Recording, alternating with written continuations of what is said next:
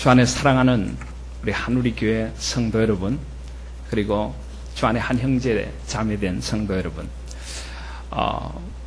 저는 이 말씀 사경회를 통하여서 전도서를 함께 나누고 있습니다. 여러분, 전도서에서 제일 많이 나오는 단어가 어떤 단어일 것 같습니까? 제일 대표적인 단어가 어떤 단어일 것 같습니까? 집회를 계속 참석하신 분들은 함께 나누었지만은 전도서 하면 우리에게 가장 먼저 떠오르는 건 역시 헛되다는 것이죠. 헛됨. 그래서 전도서 1장 2절을 보시면은 우리가 너무나 잘 아는 구절이 나옵니다. 전도자가 이르되 헛되고 헛되며 헛되고 헛되니 모든 것이 헛되다. 집회 첫날에도 말씀드렸지만 이 헛되다는 말은 헤벨이라고 합니다. 숨이 겨울 바람에 날려 사라지는 것 같고 안개와 같은 덧없음, 허무함을 말하고 있는 단어입니다. 이 헛됨이 당연히 전도서를 지배하고 있는 아주 중요한 단어죠. 헛됨이라고 하는 단어가 전도서에 약 한 38회 정도 걸쳐서 나옵니다. 근데 이 헛됨 말고 또 많이 나오는 단어들이 있습니다. 어떤 단어일까요? 어떤 단어가 많이 나오겠습니까? 네? 지혜. 그렇습니다. 지혜라는 단어도 굉장히 많이 나옵니다. 헛됨이 한 38회 정도 나오는데 지혜라는 단어가 한 51회 정도 나옵니다. 물론 지식, 명철 이런 단어들도 등장합니다. 전도서의 지혜는, 이 전도서가 지혜문은 이스라엘의 그 여호와 경외의 지혜를 가르쳐주는 책이기 때문에 많이 등장하고, 또 지혜의 왕 솔로몬이 지혜를 탐구한 것이기 때문에 세상의 지혜, 하나님의 지혜, 이런 지혜들이 많이 나옵니다. 또 뭐가 많이 나올까요? 헛됨하고 비슷한 단어인데 뭘까요? 해 아래서라고 하는 단어가 많이 나옵니다. 약 한 29번 정도 나옵니다. 해 아래서. 해 아래서 행하는 모든 일들이 헛되다, 헛되다. 또 비슷한 말로 바람을 잡으려 하는 것이다. 몇 번이나 나올까요? 10번이 나옵니다. 10번. 바람을 잡으려 하는 것이로다. 이런 말들도 많이 나옵니다. 하나님의 영감된 성경은 단어 하나조차도 헛되게 쓰지 않으시죠. 하나님께서 이런 단어를 자꾸 반복하시는 것은 전도서를 통하여 우리에게 말씀하시고자 하시는 바가 있다는 것입니다. 하나님께서 자꾸 우리에게 일깨워주시는 단어들에 우린 깊이 관심을 가질 필요가 있습니다. 또 많이 나오는 단어가 뭘까요? 마음이라고 한다. 마음. 약 한 40회 정도 마음이라고 하는 말이 나옵니다. 마음. 우리 마음이 어디에 있는가? 하나님 앞에서 우리의 마음이 참된 마음인가? 지혜로운 마음인가? 우리 근심의 마음, 아픔의 마음, 허무의 마음, 이 마음의 문제. 하나님은 우리의 마음에 관심이 많으십니다. 우리의 마음이 하나님의 마음에 있대요. 하늘의 평안 가운데 있기를 원하시기 때문이죠. 그런데 그 모든 것보다 가장 많이 나오는 또 다른 단어 하나가 있습니다. 뭘까요? 무려 62회 정도 나옵니다. 이 단어를 맞추신 분은 오늘 제가 교회 식당에서 점심을 대접하겠습니다. 몇 번이나 나올까요? 예? 무슨 단어일까요? 62회나 나오는 단어가. 점심을 대접하겠다고 나니까 저도 말이 갑자기 흐려집니다. 네? 어리석다. 어리석다는 단어도 제법 많이 나옵니다. 우매자. 그런데 그보다 더 많이 나오는 게 있습니다.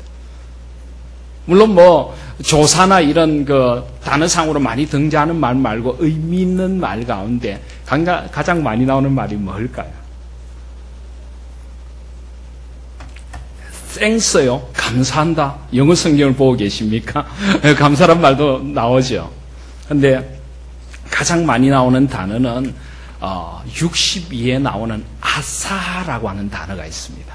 이 아사라고 하는 단어는 행한다. 하나님께서 행하신다. 하나님께서 하신다. 하나님께서 하시는 일이다 하는 이 하나님의 주권, 하나님의 주되심을 드러내고 역사 속에 개입하셔서 우리 역사를 이끌어 가시는 하나님의 그 행하심을 드러내는 단어, 아사 엘로힘, 하나님이 행하신다 하는 것이 무려 60여나 나옵니다. 그 대표적인 말이 오늘 본문에 나오는 말씀입니다. 7장 13절을 보시면요, 하나님께서 행하시는 일을 보라. 하나님께서 행하시는 일을 보라. 바로 이 하나님께서 행하신다 하는 이 말씀, 이 말씀이 행하신다, 하나님께서 이루신다, 하나님께서 이끌어 가신다, 하나님의 작정 안에 있다, 이런 조금씩 다른 번역으로 해서 원래 원어로 하면 아사라고 하는 말이 무려 62회나 등장을 하고 있습니다. 그래서 어떤 면에서는 전도서에 여러 중요한 말씀들이 있지만 오늘 읽은 7장 13절 말씀이 전도서의 굉장히 중요한 주제 문장 가운데 하나입니다. 하나님께서 행하시는 일을 보라. 하나님께서 굽게 하신 것을 누가 능히 곧게 하겠느냐. 그렇습니다. 전도서는 지혜의 책입니다. 지혜자는 하늘의 지혜뿐만 아니라 이 땅을 깊이 바라보면서 땅에서 일어나는 일들을 하나님의 눈으로 성찰하고 이 땅 속에서 하늘의 지혜를 구하는 사람입니다. 그런데 세상의 모든 것을 둘러보니 결국 전도자의 결론은 결국은 하나님께서 이 모든 것을 행하신다는 것입니다. 결국 하나님의 행하심을 바라보는 것이 참된 지혜임을 깨닫게 되는 것입니다. 이 세상에는 많은 모순들이 존재합니다. 때로 인간이 이해할 수 없는 일들이 벌어집니다. 악이 선을 이기는 일들도 있습니다. 어처구니 없는 일도 있습니다. 우리는 세월호 참사라는 너무나 어처구니 없고 마음 아픈 일들을 당했지 않습니까? 슬픔도 있고 분노도 있습니다. 좌절도 있고 아픔도 있습니다. 그것이 이 세상입니다. 그런데 이 세상을 깊이 관찰하던 전도자, 지혜자는 결국 이 모든 것 앞에서 이 모든 것이 하나님 안에 있구나. 결국 그분은 하나님이시고 우리는 인간일 수밖에 없구나. 그분의 행하심 앞에 내가 무릎 꿇고 그분의 행하심을 내가 받아들이고 그분의 행하심 안에서 살아가는 것이 참된 지혜이구나 하는 것을 결국 깨닫게 된다는 것입니다. 전도서가 우리에게 가르쳐주고 싶어하는 하늘의 지혜가 바로 이것이 아닐까 하고 저는 생각을 합니다. 여러분, 우리가 만약에 몸이 안 좋아서 병원에 가면은 어떻게 합니까? 병원에 가면은 의사가 우리를 진단하죠, 그죠? 진단하죠. 그래서 뭐가 잘못됐는가를 밝혀냅니다. 근데 진단을 한다는 것은 뭔가 정상적인 상태가 있다는 거죠, 그죠? 우리의 예를 들어 간을 진단을 한다. 그럼 정상적인 간이 있습니다. 그런데 좀 잘못 손상된 간이 있습니다. 예를 들어 저 같은 사람은 딱 보면 지방간이 있게 보이죠, 그죠? 지방간은 정상이 아닙니다.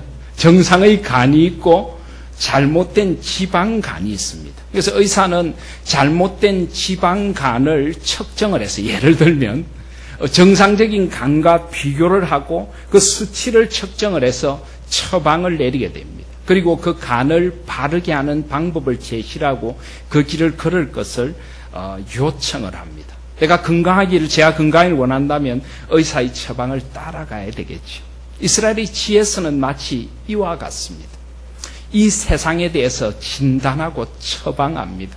이 세상의 모습이 무엇인가를 하나님의 눈으로 바르게 일깨워주는 것이 지혜서의 내용입니다. 그래서 우리는 지혜서를 읽다 보면 한 번씩 조금 헷갈릴 때가 있습니다. 성경에 이런 말씀이 있나? 세상의 되어지는 모습들을 너무 적나라하게 쓰다 보니까 악이 이기는 모습, 잘못된 아부나 뇌물이 때로는 효력이 있다는 그런 이야기들도 나오고요.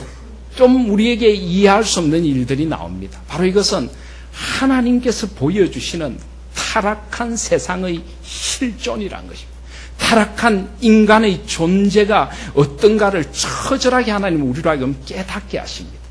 진단이 더 정확할수록 그 사람의 병은 고쳐질 수가 있는 것입니다. 하나님은 인간의 실존을 그대로 파헤쳐서 우리 앞에 내어놓습니다. 인간이 어떤 존재이고 이 세상이 어떤 모습인가를 하나님의 눈에서 깨달아 아는 것이 먼저 하나님의 지혜인 것입니다. 우리 인간은 얼마나 어리석습니까? 우리는 뻔히 우리 앞에 멸망의 길이 있는데도 그 멸망이 놓여 있는데도 그것을 멸망인 줄 모르고 달려갑니다. 마치 달콤함에 빠져서 자기의 생명을 잃어버리는 곤충처럼 또는 전도서의 표현처럼 짐승처럼 우매한 인생을 살아가고 있습니다. 이 사회는 집단적으로 어리석음의 길을 걷고 있습니다. 우리 사회를 보십시오. 이것이 결코 지혜로운 사회라고 할 수가 있습니까? 사람들은 서로가 서로를 속이고 물질주의와 경쟁주의의 노예가 되어서 어리석음의 길을 걷고 있습니다. 그런데도 인간들은 그 인간의 걸어가는 실존을 잘 알지 못합니다. 세상의 지식이, 세상의 여러 배운 사람들이, 온갖 분석들이 이 사회의 본질적인 문제를 제대로 들추어내지를 못합니다. 얼마 전에 우리는 지방의회며 선거를 했지 않습니까? 지방자치제 선거를 했는데 그 선거 포스트에 보니까 이런 말이 붙어 있더라고요. 정당을 보고 뽑지 말고 공약을 보고 사람을 뽑아야 합니다. 선거관리위원회 이렇게 돼 있더라고요. 공약을 보고 사람을 뽑아야 합니다. 맞는 말입니까? 어느 정도는 맞을 수 있겠죠. 제가 가르치고 있는 학생들이 물었습니다. 이제 학생들도 투표권이 있으니까 공약을 보고 사람 뽑아야 된다는 게 맞느냐 물었습니다. 아이들도 고개를 약간 갸우뚱하더라고요. 진정 중요한 것은 공약보다 그 공약을 그 사람이 실천할 수 있는 바른 마음을 가졌는가 하는 것이죠. 그 사람의 인격과 사람 됨됨이가 중요합니다. 그 사람이 정말 정의와 평등과 낮은 자를 위하여 헌신할 수 있는 마음과 국민들을 위하여 희생할 수 있는 마음이 있는가? 그 사람의 인간 됨됨이가 어떠한가? 그 사람이 지향하는 가치관이 무엇인가? 그 사람이 정치인이 되고자 하는 그 마음 속에 있는 것이 무엇인가가 더 중요합니다. 아무리 말을 번들하게 공약을 내놓으면 뭐합니까?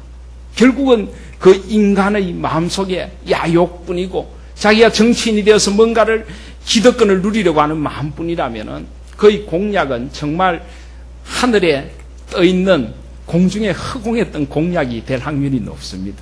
그런데 우리는 아무리 사람의 됨됨이를 보고 뽑고 싶어도 사람의 됨됨이를 잘 모르죠. 그 사람이 정말 어떤 야욕을 가졌는지 우리는 알지 못합니다. 우리는 인간이기 때문입니다. 이것은 하나의 예에 불과합니다. 우리는 이 사회의 실존을 제대로 깨닫지 못합니다. 우린 죄로 말미암아 어두워진 마음을 갖고 있고 우린 이기심으로 가득한 마음을 갖고 있고 언제나 자기 중심적인 타락한 성향을 갖고 있기 때문에 이 세상을 바르게 직시하고 바르게 진단할 능력이 없습니다. 우린 그걸 깨달아야 합니다. 그래서 우리는 하나님의 말씀 앞으로 나아갑니다. 지혜서 앞으로 나아가는 것입니다. 이 지혜는 세상의 모습을 하나님의 렌즈로 하나님의 엑스레이로 철저히 파헤쳐서 세상이 어떤 것인가를 우리에게 보여주는 것입니다. 헛된 것입니다. 때로는 모순 덩어리입니다. 헛되다는 말, 헤벨이라고 하는 말은 헛되다는 말도 되지만은 부조리하다, 무가치하다. 이 세상이 얼마나 부조리한 것을 우리가 깨달아야 한다는 것입니다. 얼마나 인간에게 소망이 없다는 것을 깨달아야 한다는 것입니다. 우리 자신이 바로 그런 존재한 걸 깨달아야 합니다. 성경은 우리 영혼을 해부하는 해부학이라는 말씀이 있습니다. 여러분, 이런 지혜서를 읽을 때 거기에서 나를 보고 우리 사회를 진단해낼 수 있어야 됩니다. 성경을 읽어도 꼭 보면은 무슨 영화 보듯이 보는 분들이 있습니다. 우린 영화 보면은 어떻게 봅니까? 항상 우리는 주인공 착한 편이고, 그죠? 악당은 항상 내하고 반대편이죠, 그죠? 그래서 막 우리 편이 나타나면 박수를 치고 막 악당한테 분노를 합니다. 우리 성경을 읽을 때도 그렇게 읽는 분들이 있습니다.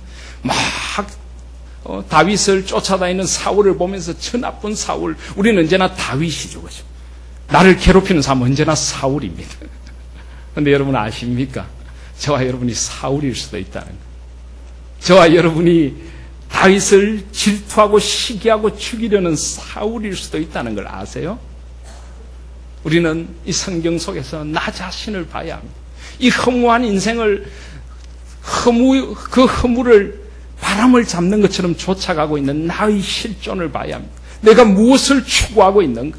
나의 인생의 가치는 어디에 있는가? 나는 왜 인생을 살고 무엇을 위하여 사는가? 내가 생각하는 인생의 의미는 무엇인가? 그걸 처절하게 들여다보고 그것이 얼마나 덧없는 것이고 그것이 얼마나 비뚤어진 것인가를 우리에게 가르쳐주는 것이 지혜서의 말씀입니다.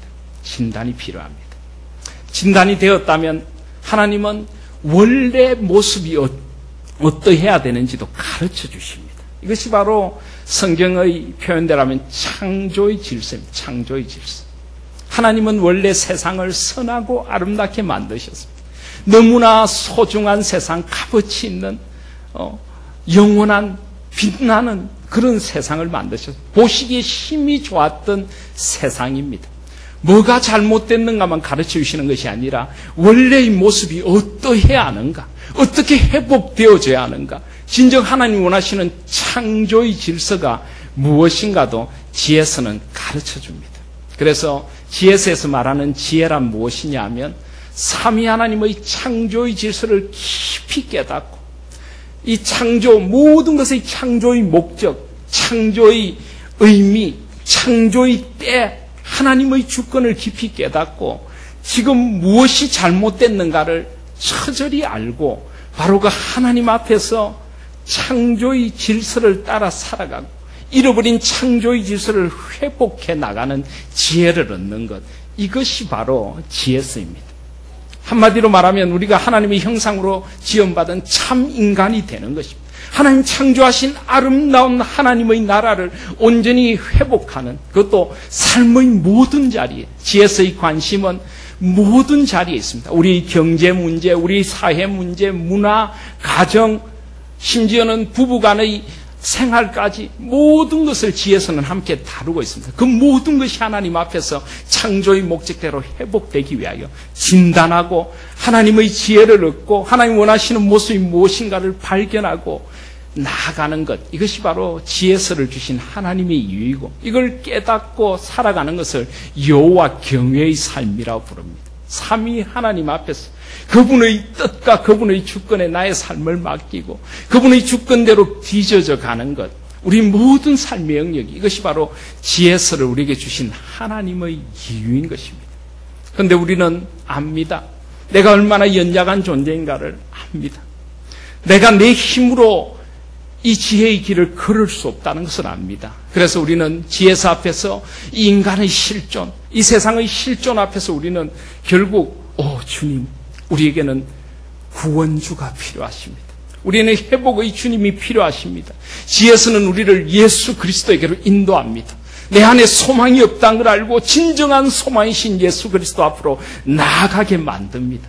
주님만이 나를 온전히 회복시킬 수 있는 분이고 나를 이 헛된 세상에서 구원하실 수 있는 분입니다. 지혜서는 또한 우리를 성령 하나님께로 이끌어갑니다. 창조의 주님 앞에 살아가게 하시는 능력이시고 지혜이신 성령 하나님, 우리를 도와주시옵소서. 우리와 함께 하시고 그 지혜를 살아가도록 우리를 순간순간 이 세상 속에서 일깨워 주시옵소서. 지혜서는 우리를 예수 그리스도에게로, 성령 하나님에게로, 삼위 하나님 창조 주시고 구원 주시고 섭리와 성화의 주님이신 그분 앞으로 우리를 인도해서 삼위 하나님 안에서 정말 아름다운 삶을 살아가도록 이끌어줍니다. 지혜서는 우리에게 그래서 진정한 행복이 뭔지를 일깨워줍니다. 진정한 즐거움이 뭔지를 일깨워줍니다. 우리는 거짓된 행복에 속아서 살고 있습니다. 행복이 아닌 것을 행복인 줄 알고 추구합니다. 그러나 인생의 어느 순간 그것이 행복이 아니었음을 깨닫고 허물어지는 삶의 자리에서 울고 있습니다. 그리고 우리를 찾아와서 진정한 행복이 뭔가? 하나님의 창조 질서 안에 살아가는 것이 행복입니다. 하나님 안에서 누리는 평강과 의와 희락의 세상, 그 하나님의 나라를 회복시켜 주시는 삶의 모든 영역에 우리를 참된 하나님 나라의 행복으로 이끌어 주는 것이 지혜서입니다. 어제도 말씀드렸지만 하나님 우리가 행복하기를 원하십니다. 산상수훈을 보십시오. 복이 있도다. 신명이 가난한 자는. 거기 복이라는 것은 행복으로 표현해도 좋을 단어입니다. 복이 있도다. 하나님은 우리가 행복하기를 원하십니다. 세상의 그런 헛된 행복이 아니라 참으로 하나님 안에서 누리는 진정한 행복, 하나님 안에서 누리는 영원한 행복, 하나님 안에서 누리는 더불어 행복, 그 길로 우리를 인도하는 것이 바로 지혜서인 것입니다. 그래서 이 전도서의 말씀을 통해 여러분은 삼위 하나님을 만나실 수 있기를 바랍니다. 그분 앞에서 나와 세상의 실존을 보시기를 바랍니다. 진단을 받으시길 바랍니다. 처방도 받으시길 바랍니다. 하나님 원하시는 원래의 모습이 무엇인가를 깨달아 아시기를 바랍니다. 그 모습 속에 나를 바꾸어 가면서 사십시오. 내 힘으로 되지 않습니까? 예수 그리스도가 계십니다. 성령 하나님이 우리 가운데 계십니다. 하나님의 나라의 꿈이 우리 가운데 있습니다. 그 길을 함께 걸어가는 공동체, 그것이 바로 교회입니다. 교회는 삼위 하나님 앞에 선 지혜의 공동체이기도 한 것입니다. 그리고 우리는 이 역사 속에서 삼위 하나님의 역사의 주되심을 믿으면서 한 걸음 한 걸음 이 역사 속에서 살아갑니다. 우리는 이 역사를 삼위 하나님의 하나님 나라의 이 역사로 믿고 고백하면서 걸어가게 되는 것입니다. 역사와 공동체와 하나님 나라의 지혜, 이것이 바로 전도서를 통하여 깨닫는 하나님의 지혜인 것입니다.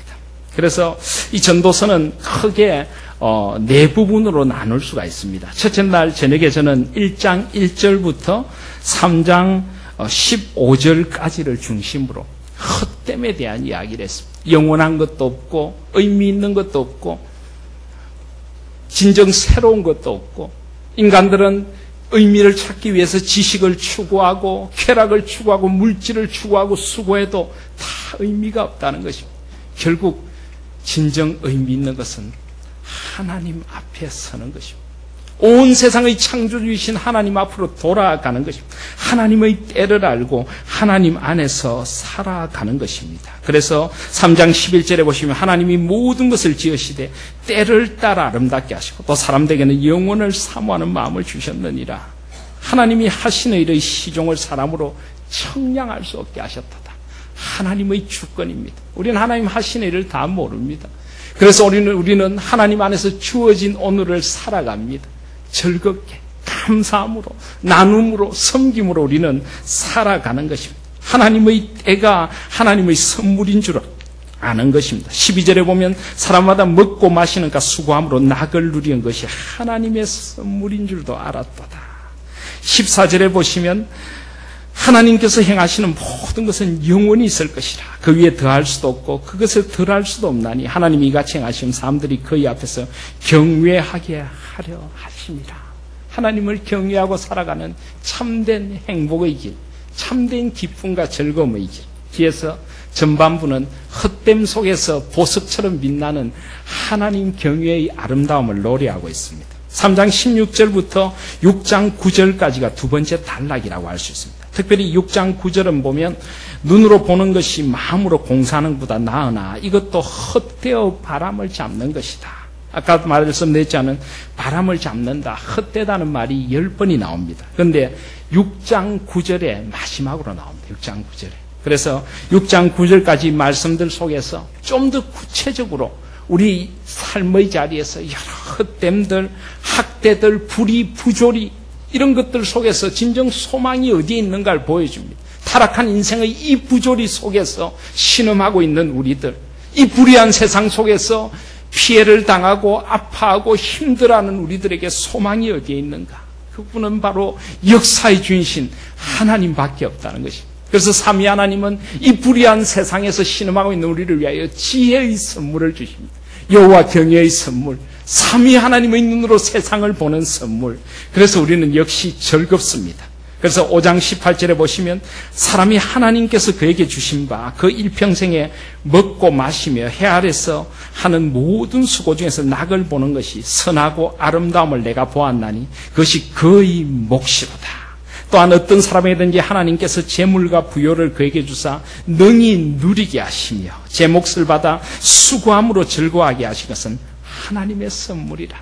하나님께서 주신 삶의 분복들, 하나님께 주신 나의 은사와 섬김의 자리들, 나에게 주신 나의 모습, 나의 환경, 나의 모든 것을 하나님의 은총인 줄 알고 감사함으로 받고 그 감사함을 통해서 하나님 경외의 삶을 살아가는 것, 그것이 바로 인생의 참된 즐거움임을 일깨워주는 것입니다. 비록 세상이 불의해도 이 불의한 세상 속에서 하나님의 의는 여전히 계속됩니다. 역사에 넘어 하나님의 심판이 기다리고 있습니다. 그래서 뒤에서는 생의 이면을 보도록 만듭니다. 어제도 말씀드렸지만 우리 한국 교회의 문제는 죄송한 말씀이지만은 너무나 천박한 피상성입니다. 너무 신앙의 문제를 간단하게 해결하려고 합니다. 마치 수학 공식처럼 그냥 예수 믿으면 천당 가고 헌금하고 복 받고. 신앙은 그렇게 단순한 것이 아닙니다. 우리 인생이 단순하지 않듯이 우리의 삶은 너무나 어떻게 보면 혼란스럽기도 하고 어떻게 보면 복잡하기도 하고 우리 모두의 삶의 빛깔과 노래들은 다 다릅니다. 그러나 우리 한 사람 한 사람을 마치 이 세상에 나 하나뿐인 양 사랑하시고 아시는 주님이 나에게 찾아오셔서 내 몫의 누릴 것을 주신다는 것입니다. 그 누릴 것을 받아 하나님 앞에서 살아가는 즐거움, 생의, 그리고 이 역사의 끝에 하나님께서 계신다. 나의 수고와 나의 눈물을 아시고 나의 하나님 나라를 위한 헌신, 때로는 아픔의 눈물을 닦아주실 역사의 주인신 하나님이 계심을 알기 때문에 우리는 이 불의한 세상 속에서도 즐겁게 살고 하나님의 의를 따라 살고 세상에 휩쓸리지 않고 하나님의 지혜로 살아가는 사람들이 되는 것입니다. 이것이 즐겁고 이것이 행복한 것 아니겠습니까? 이제 세 번째 단락은 6장 10절로부터 시작합니다. 이 세 번째 단락에서 하나님의 주권이 아까도 말씀드렸지만 굉장히 강조됩니다. 6장 10절에 보시면 이미 있는 것은 무엇이든지 오래전부터 그의 이름이 이미 불린 바 되었으며 사람이 무엇인지도 이미 안 바 되었나니 자기보다 강한 자는 능히 다툴 수 없다. 모든 것이 하나님의 주권 안에 있다는 것입니다. 모든 것이 하나님의 뜻대로 움직이게 된다는 것입니다. 그래서 6장 10절은 그런 말씀으로 시작을 합니다. 그리고 이 세 번째 단락은 11장 6절에서 끝이 납니다. 11장 6절을 보시면요, 11장 5절에 보시면 바람의 길이 어떠함과 아이 벤 자의 태에서 뼈가 어떻게 자라는지를 내가 알지 못한 같이 만사를 성취하시는 하나님의 일을 내가 알지 못하는도다. 하나님의 역사가 어떻게 펼쳐지는지 우리는 다 알 수 없다는 것입니다. 6절에 보시면 너는 아침에 씨를 뿌리고 저녁에도 손을 놓지 말라. 이것이 잘 될는지 저것이 잘 되는지 혹 둘이 다 잘 되는지 알지 못함이라. 우리는 우리의 무지함, 우리의 연약함을 깨달아야 한다는 것입니다. 세상은 하나님의 주권 아래 있고 우리는 그 하나님 안에 살아갈 때 참된 인생을 살아갈 수 있다는 것입니다. 그래서 세 번째 단락은 이렇게 하나님의 주권으로 시작해서 하나님의 주권으로 끝을 맺고 그 한가운데 오늘 읽은 7장 13절 말씀이 있습니다. 하나님께서 행하시는 일을 보라. 그래서 하나님께서는 이 전도서를 통하여 우리가 이 하나님의 주권을 깨닫고 하나님이 하시는 일을 보면서 하나님 안에서 자라가는 성숙한 성도들이 되기를 원하십니다. 제가 작년 12월에 우리 한우리교회에 와서 말씀을 전할 때도 진정한 성숙에 대한 이야기를 드렸습니다. 혹시 그 옛날 이야기를 기억하고 계십니까? 진정한 성숙이란 무엇이라고요? 성경은 우리가 성숙한 그리스도인들이 되기를 원하십니다. 성숙한 그리스도인들. 우리가 예수 그리스도를 믿고 영적으로 갓난 아이로 태어나면 신령한 젖인 하나님의 말씀을 먹고 그 말씀을 깊이 먹으면서 5장에 보시면 그런 말씀이 납니다. 5장 1절에 너는 하나님의 집에 들어갈 때 내 발을 삼갈지어다. 가까이 하여 말씀을 듣는 것이 우매한 자들이 제물 드리는 것보다 낫다. 예배조차도 이 제물을 드리는 제물이죠. 제물을 드리는 예배조차도 때로는 우매자의 예배가 될 수 있습니다. 습관적으로 드리는 예배, 하나님의 말씀에 귀 기울이지 않고 나의 뭔가를 채우기 위해서 드리는 예배, 삼위 하나님의 영광과 삼위 하나님의 뜻이 중심되지 않고 나의 어떤 위안만 중심이 되는 그런 예배, 그런 것을 우매자의 제물이라고 합니다. 하나님의 말씀을 들으라고 합니다. 우리는 말씀으로 삽니다. 이 세상과 모든 것은 지나가지만은 하나님과 하나님의 뜻을 행하는 자들과 하나님의 말씀은 영원할 것이기 때문입니다. 지혜는 우리를 영원에 잇대어 사는 참 사람으로 만들어주는 것입니다. 그 말씀을 들으라. 그렇게 말씀합니다. 바로 이 말씀을 들어야 합니다. 그래서 6장 13절로 다시 가시면 하나님께서 행하시는 일을 보라라고 합니다. 하나님이 행하시는 일을 보면 말씀 안에서 우리는 성숙된 삶을 살아가게 되는 것입니다. 제가 지난 12월에 성숙이 뭐라고 했습니까?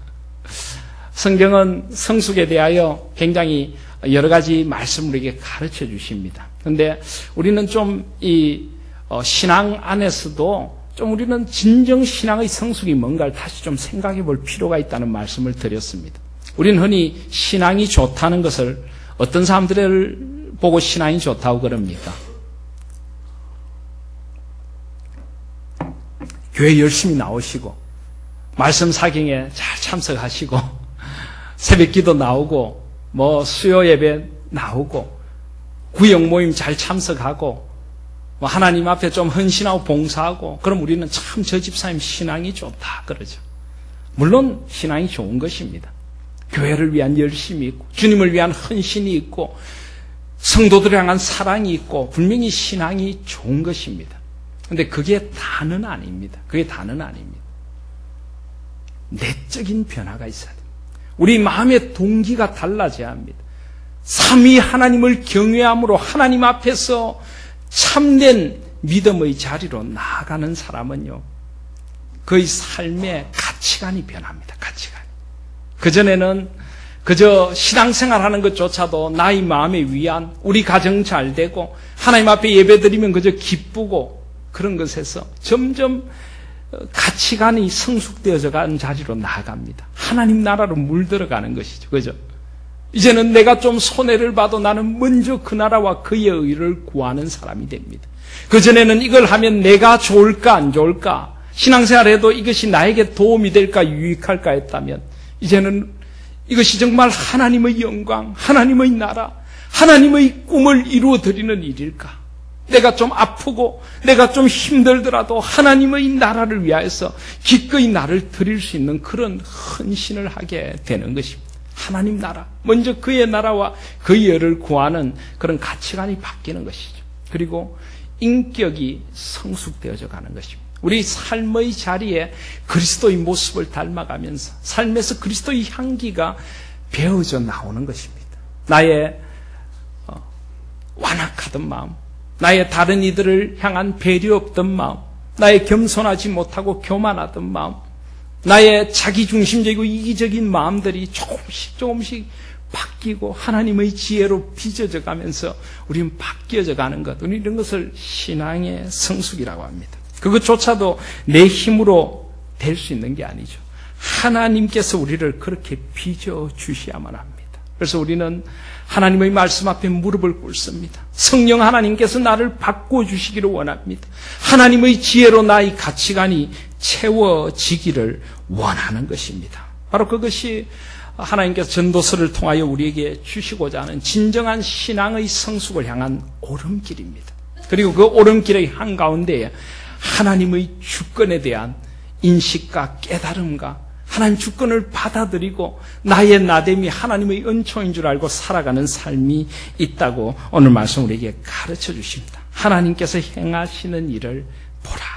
특별히 14절에 보시면 형통한 날에는 기뻐하고 공고한 날에는 되돌아보아라. 이 두 가지를 하나님께서 병행하게 하사 사람이 그의 장래일을 능히 헤아려 알지 못하게 하셨느니라.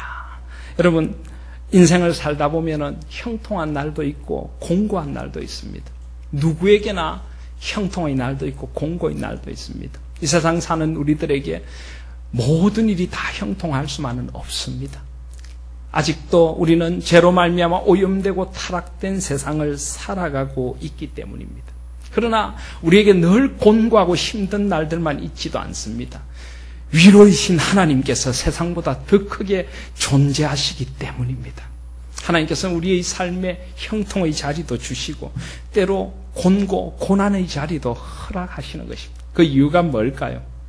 바로 우리를 빚어가시기 위한 것입니다. 하나님의 주권으로 우리를 빚어가시고 하나님의 사람으로 우리를 빚어 가시기 위하여 하나님께서 형통과 곤고를 함께 허락하시는 것입니다. 그래서 이 두 가지를 하나님께서 병행하게 하사 사람이 그의 일을 장래일을 능히 알지 못하게 하셨다. 지금 여러분의 삶이 형통합니까? 내일도 형통할 거라고 자만하지 마십시오. 내일은 어떤 일이 있을지 모릅니다. 그래서 우리는 겸손히 형통이 하나님이 주신 선물인 줄 알고 감사하고 하나님 주신 그 형통의 자리를 기쁨으로 받는 것입니다. 그래서 전도서를 염세적이고 칙칙한 그런 성경이라고 생각하지 마십시오. 헛됨으로 시작하지만은 전도서 속에는 그 헛됨 속에 보석처럼 빛나는 기쁨과 즐거움이 차고 넘칩니다. 그래서 종교개혁자 마르틴 루터는 전도서를 가리켜서 푸른 베레모를 쓴 사나이가 전도자다. 푸른 베레모라는 것은 아주 씩씩한 그런 어떤 용사를 이야기합니다. 인생을 긍정적으로 즐겁게 그리고 하나님 안에서 아주 적극적으로 살아가는 사람, 그가 전도자이다. 이렇게 이야기를 하고 있습니다. 그래서 여러분 형통한 날에 기뻐하실 수 있기를 바랍니다. 특별히 우리 그리스도인들에게 이 기쁨의 자리가 더 많이 필요한 것 같습니다. 우리 한 번씩 교회 와서 보면 너무 다들 심각하세요. 말씀을 열심히 들어서 그런지 모르겠는데 우리 한우리 교회도 못지않게 심각하십니다. 물론 뭐 말씀을 열심히 듣는다고 심각하실 수도 있고 저 목사가 설교를 얼마나 하려나 걱정이 돼서 심각하실 수도 있지만 여러분 삼위 하나님 안에 살아가시는 것이 인생의 최고의 기쁨이 되시기를 바랍니다. 기쁨은 죄가 아닙니다. 이 세상의 잘못된 쾌락, 그 쾌락이 가지고 오는 그 공허한 웃음은 때로 얼마나 의미가 없습니까? 그래서 전도서는 그런 웃음에 대하여는 오히려 참 미친 것이다. 2장 1절에 보시면 그런 말씀이 있습니다. 내가 내 마음에 이르기를 내가 시험 삼아 너를 즐겁게 하니 너는 낙을 누리라 했으나 보라 이것도 되고 2장 2절에 내가 웃음에 관하여 말하여 이르기를 그것은 미친 것이라 했고 희락에 대하여 이르기를 이것이 무슨 소용이 있는가 하였노라. 그런데 이런 웃음은 해 아래서 이 세상에 그냥 공허한 웃음입니다. 이 세상에 그냥 잠깐 지나가고 말 잠깐의 물질적인 것들이 주는 쾌락과 위안, 잠깐의 어떤 쾌락 속에서 날리는 그런 웃음이라면 하나님이 주시는 기쁨은 다른 것입니다. 그것은 바로 빌립보서에서 사도 바울이 그 감옥 속에서도 기뻐하고 기뻐하라. 내가 다시 말하노니 주 안에서 기뻐하라. 주님 안에 있는 영원한 기쁨. 그것은 바로 하나님의 사람들이 누릴 수 있는 하나님의 위대한 선물이고 하나님이 이 세상에 우리에게 주신 위로와 기쁨인 것입니다. 그래서 교회는 기쁨과 위로의 공동체가 되어져야 합니다. 만나면 반갑지 않습니까? 좋지 않습니까? 하나님께서 우리를 한 공동체로 묶어 주셨다는 것이 기쁘고 즐겁지 않습니까? 내가 삼위 하나님을 만나고 그분 안에 살아간다는 것이 얼마나 기쁘고 즐겁습니까? 그래서 우리가 고백하는 웨스트민스터 신앙 고백서와 대소교리문답은 사람의 제일 되는 목적을 뭐라고 합니까? 사람의 제일 되는 목적, 예?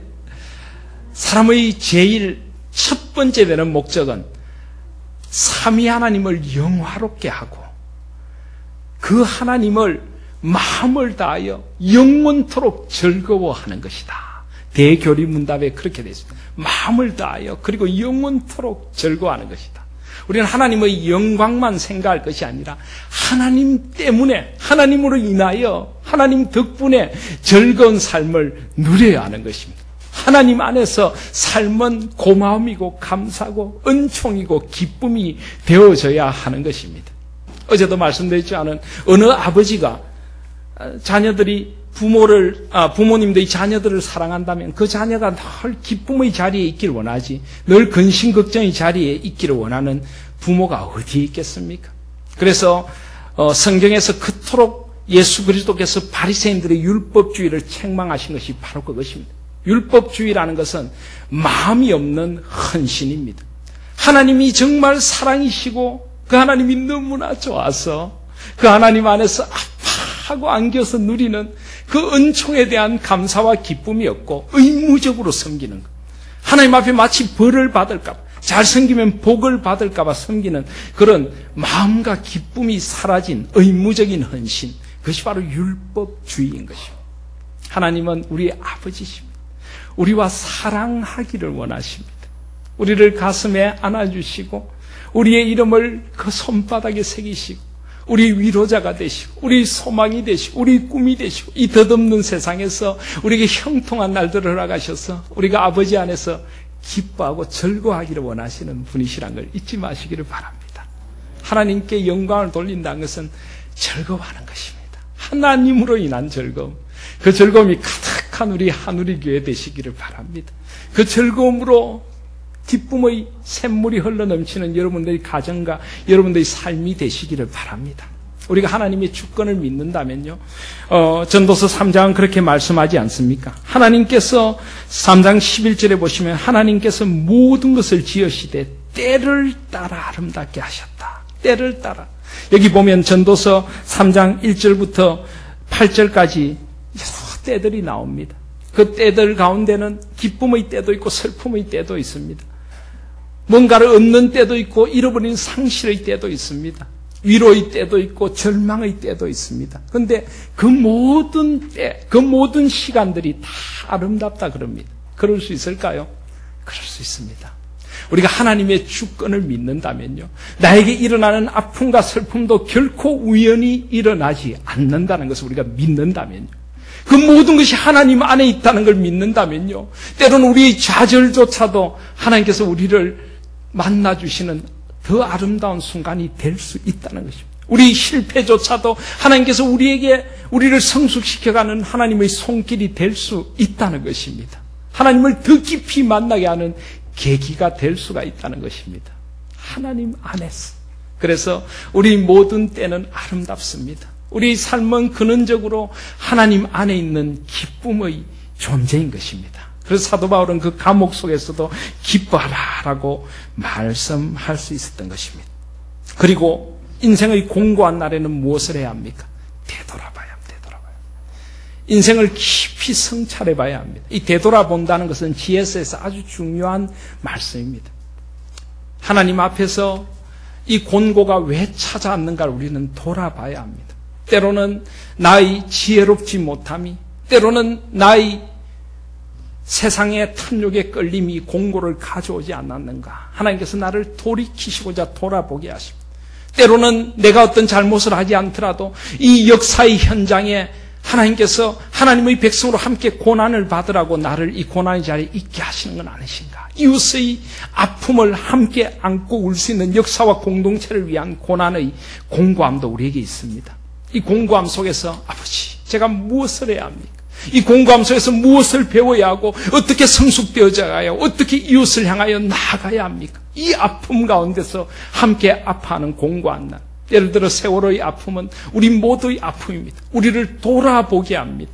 이 역사 속에서 이 시대가 어떻게 잘못되어 가고 있는가를 돌아보게 합니다. 공고한 날에는 되돌아보아라. 하나님께서 이 두 가지를 병행하여 하사 우리를 하나님의 주권 가운데 인도하고 계십니다. 그래서 하나님의 주권을 믿는 사람들은 결국 하나님께서 우리를 가장 아름답게 빚어 가실 것을 믿습니다. 우리가 예레미야서 18장을 보시면요, 예레미야는 길을 걷다가 토기장이의 집에서 토기장이가 진흙으로 그릇을 만드는 것을 봅니다. 진흙으로 만든 18장 4절에 보시면 만든 것이 토기장이 손에서 터지매 그가 그것으로 자기 의견에 좋은 대로 다른 그릇을 만들더라. 6절에 보시면 여호와의 말씀이니라. 이스라엘 족속아, 이 토기장이가 하는 것 같이 내가 능히 너희에게 행하지 못하였느냐. 이스라엘 족속아, 진흙이 토기장이의 손에 있은 같이 너희가 내 손에 있느니라. 우리가 하나님 손에 있습니다. 하나님께서는 우리를 마치 토기장이가 자기의 마음에 합한 대로 빚어가듯이 우리를 빚어가실 것입니다. 그런데 저는 이 예레미야 18장 묵상하는 가운데 4절 말씀이 참 마음에 깊이 와닿았습니다. 4절을 다시 한번 읽어볼까요? 진흙으로 만든 그릇이 토기장이 손에서 터지며 그가 그것으로 자기 의견에 좋을 대로. 하나님께서 가장 좋은 길로 우리를 인도하신다는 것입니다. 여러분이 지혜로울까요? 하나님께서 지혜로우실까요? 제가 너무 심오한 질문을 던집니까? 여러분이 여러분을 더 사랑하실까요? 하나님께서 여러분을 더 사랑하실까요? 인생의 목적과 계획이 여러분에게 있습니까? 하나님께 있습니까? 하나님께 있습니다. 하나님은 나를 나보다 더 사랑하십니다. 나를 아무 이유 없이 세상에 던져놓으신 분이 아닙니다. 하나님은 분명한 목적과 이유를 가지고 나를 이 세상에 존재하게 하셨습니다. 나의 모습, 나의 환경, 그 모든 것이 하나님의 뜻에 있다는 것을 아세요? 우리 한국은 비교 문화에 젖어 있습니다. 전에 어떤 그 라디오 앵커가 그런 이야기를 하더라고요. 우리나라 초등학교 6학년들을 조사를 했더니 우리나라 초등학교 6학년들의 한 90%가 자기 자신에 대해서 굉장히 부정적인 생각을 갖고 있다. 자기가 다른 아이들보다 굉장히 못났다. 굉장히 뚱뚱하다. 굉장히 키가 작다 이렇게 생각한대요. 그런데 실제로 조사를 해보니까 이 90% 학생들이 대부분 정상이랍니다. 이 뉴스 앵커가 그러더라고요. 그 원인이 뭘까요? TV입니다. TV. 아이들이 요즘 TV나 소셜 미디어들을 통해서 자꾸 그런 것들을 보니까 TV에 보면은 너무나 비정상적인 인간들이 나오거든요. 비정상적으로 키가 큰 인간들이 나옵니다. 비정상적으로 마른 인간들이 나와요. 비정상적으로 얼굴이 이상하게 생긴 인간들이 나옵니다. 여러분, 정상이 뭡니까? 다수가 정상이죠. 소수가 비정상이고. 정상인들이 어떻게 생겼는지 옆에 사람들 한번 보시기를 바랍니다. 저도 지극히 정상이죠. 제가 왜 이런 우스갯소리를 드립니까? 하나님은 우리를 비교의 존재로 짓지 않으셨습니다. 나의 외모, 나의 모습, 나의 주어진 모든 것이 하나님의 뜻 안에 있다는 걸 믿으십니까? 우리는 모두 다를 뿐이지 누가 누구보다 더 나은 존재도 아니고 누가 누구보다 더 못한 존재도 아닙니다. 비교는 사탄이 우리에게 주는 아주 간사한 무기입니다. 우린 비교하면서 열등감에 젖거나 교만에 빠집니다. 우리는 하나님의 형상으로 지음받은 인간을 비교의 대상으로 전락시키는 순간 우리는 하나님의 형상으로서의 인간의 모습을 잃어버리게 되는 것입니다. 사탄은 이 화려한 21세기를 통하여 우리를 끝없이 물질주의, 끝없이 상대주의, 끝없이 경쟁주의 속으로 몰아넣고 우리를 비교의 갈등 속으로 몰아넣습니다. 그래서 우리는 우리 아이들을 구박을 하죠. 비교하니까. 아이들이 제일 싫어하는 사람이 누구지 아십니까? 엄친아죠. 엄마 친구 아들, 엄친딸. 싫어합니다. 하나님께서 뜻이 있으셔서 우리 아이를 저에게 허락하신 것입니다. 하나님께서 나에게 가장 적합한 선물로 그 아이를 주신 것입니다. 나를 이 모습 이대로 지어주셨고 나를 이 환경 속에서 살게 하셨습니다. 오 아버지 하나님, 나를 이렇게 지으신 아버지의 뜻이 무엇입니까? 아버지의 가장 좋은 의견을 깨닫는 것, 그것이 바로 하나님의 주권을 깨닫는 것입니다. 하나님의 주권을 깨닫는 것입니다. 하나님 안에서 자기 자신을 새롭게 볼 수 있는 저와 여러분들 되시길 바랍니다. 하나님 안에서 다른 이들을 소중하게 볼 수 있는 저와 여러분들이 되시길 바랍니다. 비교하지 말고. 그도 소중하고 나도 소중합니다. 하나님께서 하나님의 형상으로 지으신 모든 사람들은 다 천하보다 소중합니다. 꼭 필요해서 이 세상에 존재하게 하시는 존재들입니다. 누구도 비교의 대상도 멸시의 대상도 될 수 없다는 것을 잊지 마시기를 바랍니다. 하나님의 주권을 믿습니다. 자기 의견대로. 하나님께서 분명히 우리를 가장 아름다운 모습으로 빚어가실 것 믿으십니까? 믿으세요? 하나님께서 가장 소중한 모습으로 나의 인생을 인도해 주실 것 믿으세요? 믿는다면 그분의 주권 앞에 여러분의 삶을 내려놓으실 수 있기를 바랍니다. 그리고 그분 안에서 빚어져가고 자라져가는 자라가는 저와 여러분들이 자라져가느니까 작아져가는 것 같네요. 자라가는 저와 여러분들 되시기를 바랍니다. 저는 또 토기장이 하면은 그런 생각도 잘 떠오릅니다. 여러분, 제 취미가 뭔지 아십니까? 제 취미가 뭘 것 같습니까? 저는 아주 고상한 취미 하나를 가지고 있습니다. 제 취미는 설거지입니다. 저는 설거지가 너무 행복합니다. 저는 설거지만 하면은 일종의 영적인 카타르시스가 일어납니다. 뭔가를 비우고 뭔가를 깨끗하게 하고, 그래서 설거지만 하면 저는 아이디어가 참 많이 떠오릅니다. 혹시 목사님도 그러십니까? 저는 이 설거지의 은사를 받은 사람이 아닌가, 저는 그런 생각을 많이 합니다. 그래서 아내가 저에게 설거지의 기회를 줄 때 저는 아내에게 깊은 감사를 느낍니다. 설거지할 그릇이 많을수록 저는 인생의 행복을 맛봅니다. 설거지가 저는 너무 행복합니다. 왜 그런지 모르겠어요. 그래서 저는 설거지라는 거룩한 취미를 가지고 있습니다. 이런 말 하면 또 꼭 질문하는 분들이 있습니다. 목사님, 그럼 매일 설거지 하세요? 그럼 취미 활동을 매일 하는 사람이 있습니까? 바쁘다 보면 취미는 1년에 한두 번밖에 못 할 수도 있는 거죠. 예, 어쨌든 저는 설거지가 취미인 건 분명합니다. 횟수를 묻지 마시길 바랍니다. 설거지만 하면 저는 그릇들을 보면서 이 말씀을 깊이 묵상합니다. 하나님께서 참 그릇들을 다양하게 만드셨죠, 그죠? 그릇들을 다양하게 만드셨죠. 간장 종지도 있고, 국그릇도 있고, 밥그릇도 있고, 대접도 있고, 접시도 있고, 온갖 그릇들이 다 있습니다. 참 다양하게 만들었구나. 이 세상이 하나님께서 만드신 이런 다양함으로 빛이 나고 있구나. 저는 참 좋습니다. 그러면서 그릇을 설거지할 때마다 제 마음에 드는 생각이 있습니다. 하나님께서 쓰지 못하실 그릇도 있겠구나. 어떤 그릇을 못 쓸까요? 여러분, 어떤 그릇을 쓸 수 없습니까? 깨어진 그릇요. 저희 집엔 깨어진 그릇도 본드 붙여 쓰는데 물론 깨어진 그릇도 쓰기가 쉽지 않겠죠, 그죠? 깨어진 그릇도 쓰기가 힘듭니다. 그런데 진짜 쓰지 못할 그릇은 더러운 그릇입니다. 더러운 그릇. 더러운 것은 절대 쓸 수 없습니다. 그래서 더러운 것은 깨끗하게 씻어야 하는 것입니다. 물론 깨어진 그릇도 쓸 수가 없죠. 어쩌면 하나님께서 우리를 빚어 가신다는 것은 우리의 더러움을 비워내시는 건지도 모릅니다. 우리의 깨어짐을 온전케 하시는 것인지도 모릅니다. 때로는 깨어짐을 온전케 하다 보면 우리에게 아픔과 고난의 자리가 있을 수도 있습니다. 우리 더러움을 비워내는 데는 우리에게 뭔가 힘듦과 요구가 있을 수도 있습니다. 그러나 하나님은 우리를 그래서 하나님 쓰시기에 가장 아름다운 그릇으로 빚으시고 또 준비시키시고 사용해 가신다는 것을 믿으실 수 있기를 바랍니다. 문제는 우리가 어떤 그릇이냐가 아닙니다. 내가 꼭 큰 그릇이어야 되는 것도 아닙니다. 내가 꼭 화려하고 예쁜 그릇이어야 하는 것도 아닙니다. 하나님 나라에는 다양한 그릇들이 필요합니다. 문제는 하나님의 손으로 빚어진 그릇이냐. 간장 종지도 있어야죠, 그죠? 누구나 화려한 그릇만 되려고 하면 안 됩니다. 하나님의 공동체에는 작은 그릇도 있고 큰 것도 있습니다. 문제는 내가 하나님의 손으로 빚어져 가는 그릇인가. 하나님 앞에서 깨어짐을 치유받고 하나님 앞에 깨끗해져 가는 그릇인가. 그래서 우리 인생의 날들에 여러분들을 돌아보시길 바랍니다. 공고한 날에 나를 빚으시고 나를 깨끗게 하시는 하나님의 손길을 보시면서 하나님께서 우리가 능히 헤아려 알지 못하게 하셨다. 기대하십시오.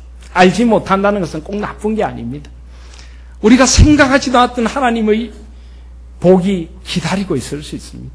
생각하지도 않았던 하나님의 소망과 평안이 우리를 기다리고 있을 수 있습니다. 우리는 기대하는 마음으로 하나님이 반드시 나를 가장 아름다운 길로 인도하고 계실 것이야. 그걸 믿기에 하나님의 주권 아래 살아가는 것은 아름다운 것이고 소망스러운 것입니다. 그래서 하나님은 그 하나님의 주권 안에서 우리를 조금씩 빚어가십니다. 오늘 7장 1절부터 보시면요, 여러 역설들이 나옵니다. 7장 1절에 보시면 좋은 이름이 좋은 기름보다 낫고 죽는 날이 출생하는 날보다 낫다.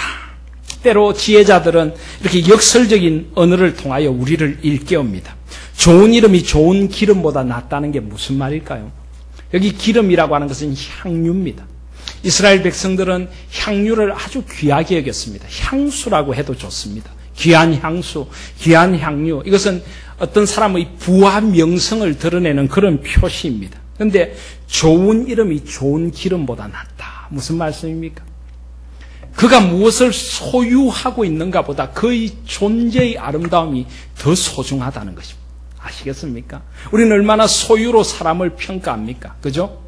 저는 얼마 전에 TV CF를 보다가 굉장히 기분이 좀 언짢았습니다. 이런 CF가 있더라고요. 여러분들 보셨는지 모르겠는데 오랜만에 만난 고등학교 동창에게 어떻게 지내느냐는 말에 나는 그뭐뭐뭐로 대답했습니다. 그러면서 차를 팍 몰고 가는 거 보셨어요? 보셨습니까? 차마 그 차를 갖고 계신 분들 계실까봐 차 이름을 이야기는 못하겠는데 오랜만에 만난 고등학교 동창에게 어떻게 지내느냐는 말에 저는 그 뭐뭐뭐로 대답했습니다 하면서 차를 쫙 몰고 가는 거. 이야, 그게 참 TV에서 할 선전인지 전 잘 모르겠습니다. 아니 얼마나 인간이 존재의 가치를 내어놓을 게 없으면 오랜만에 만난 고등학교 동창이 너 어떻게 지내냐? 나 이 차 탄다. 이게 바로 우리 사회를 보여줍니다. 우리 사회를. 눈에 보이는 것, 물질적인 가치, 그것으로 사람을 평가하고 오랜만에 만난 고등학교 동창 앞에서 나의 존재를 나타낼 것은 어떤 차를 타느냐, 어떤 집을 사느냐, 그것이 바로 잘 사는 것이라고 믿는 세상. 여러분, 잘 산다는 게 뭘까요? 우리는 그 말부터 좀 고쳐야 합니다.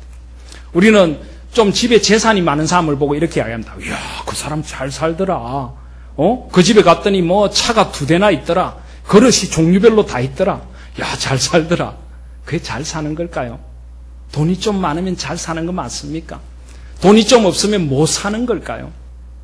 아닙니다. 그것도 너무나 세속적인 가치관입니다. 진정 잘 사는 것은 아까도 말씀드렸지 않은 하나님의 창조의 질서를 깨닫고 그분의 창조의 질서 앞에서 하나님을 경외하는 지혜로 살아가는 진정한 기쁨과 즐거움이 넘치는 삶, 그 삶이 잘 사는 삶 아닐까요?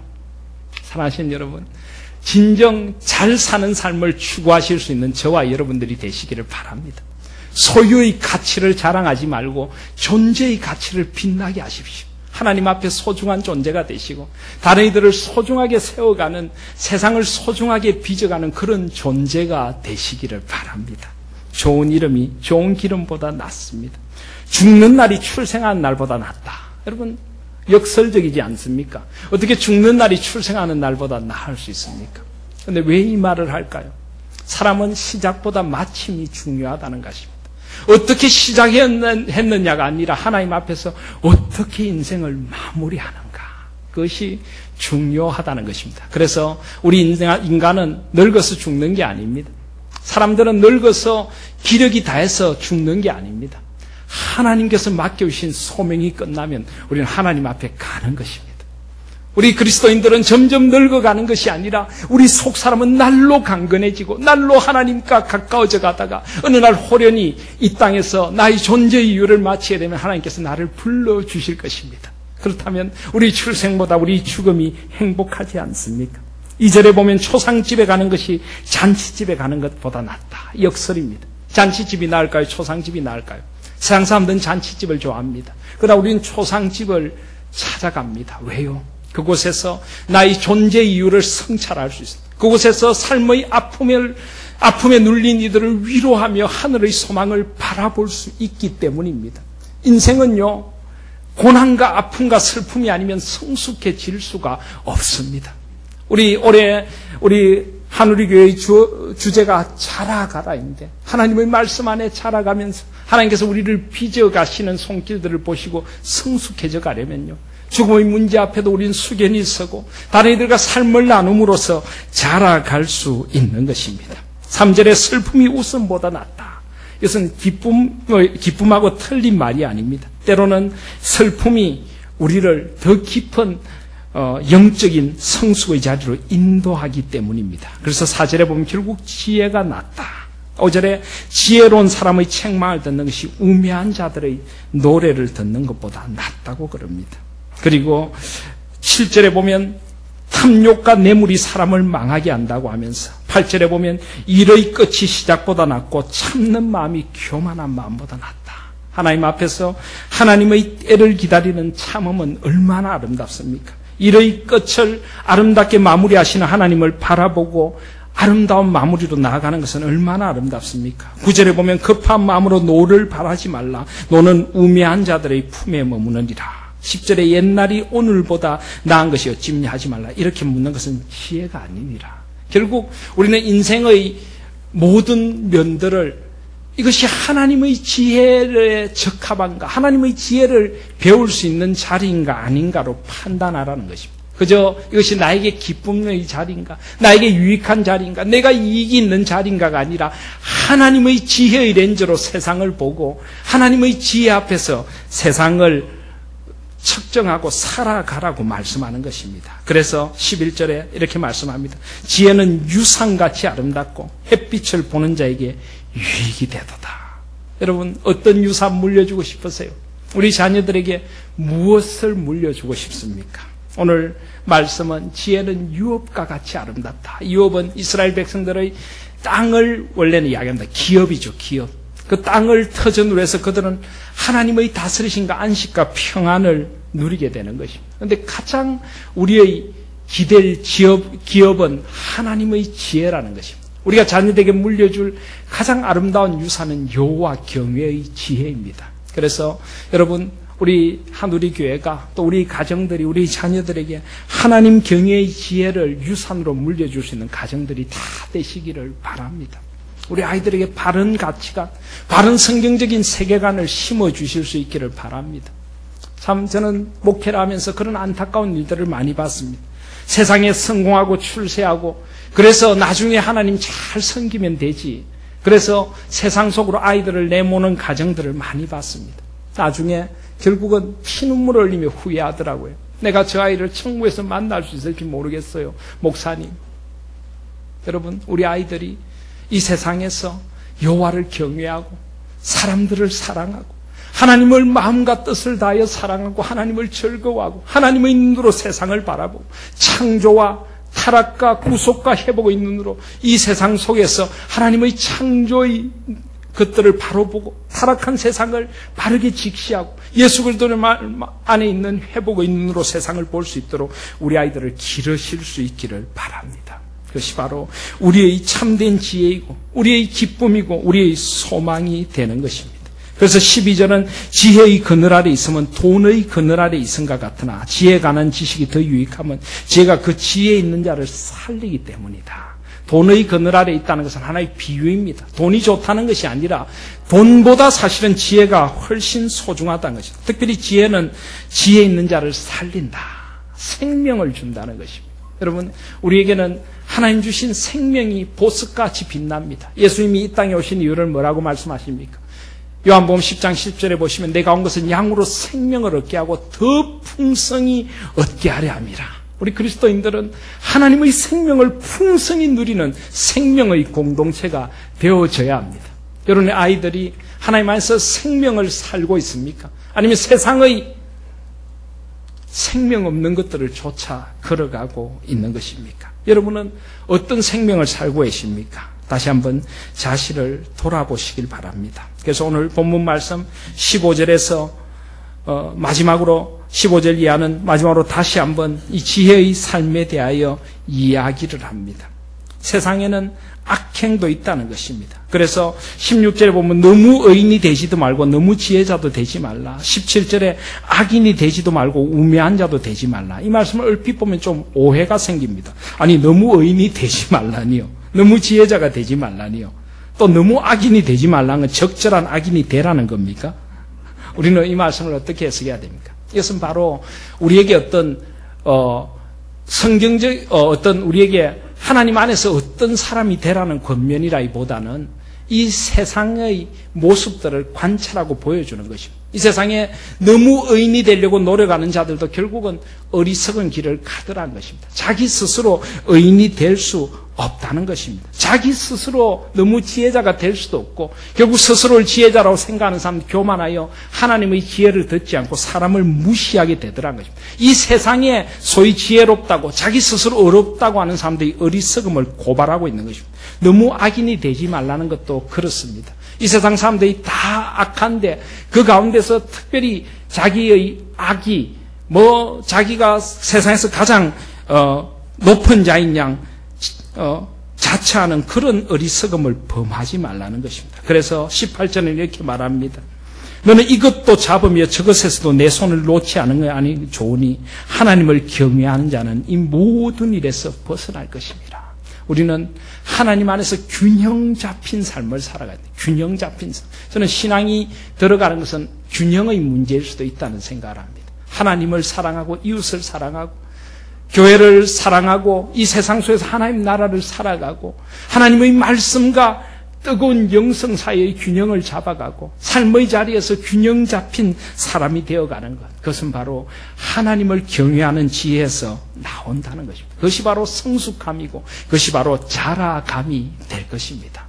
사랑하신 여러분, 오늘 이 전도서 7장은 전도서를 전체적으로 비춰주면서 우리에게 참된 지혜의 삶이 무엇인가를 가르쳐줍니다. 여러 가지 예들이 나왔습니다. 이게 다가 아닙니다.